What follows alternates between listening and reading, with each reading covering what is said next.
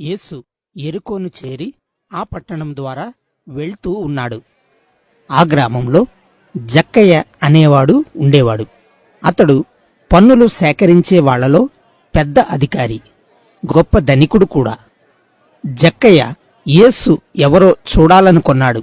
కాని ప్రజలు గుంపులు గుంపులుగా ఉండిరి.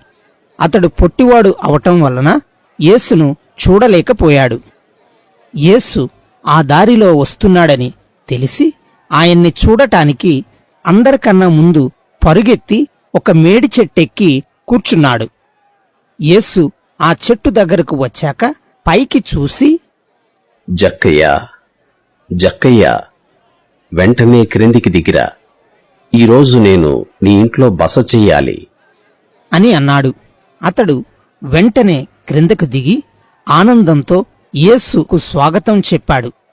ప్రజలు జరిగినదంతా చూసి, యేసు ఒక పాపి ఇంట్లో బస చేయటానికి వెళ్తున్నాడే అని గొణిగారు. కాని జక్కయ్య ప్రభువుతో, ప్రభూ, నేను ఇక్కడే నా ఆస్తిలో సగం పేదవాళ్లకు ఇస్తాను. నేను ఎవరి నుండైనా ఏదైనా మోసం చేసి తీసుకుని ఉంటే దానికి 4 రెట్లు వాళ్లకి చెల్లిస్తాను అని అన్నాడు. అప్పుడు యేసు, ఇతడు కూడా అబ్రహాము కుమారుడు, కనుక ఈ ఇంటికి ఈరోజు రక్షణ వచ్చింది. మనుష్య కుమారుడు తప్పిపోయిన వాళ్లను వెతికి రక్షించటానికి వచ్చాడు అని అన్నాడు.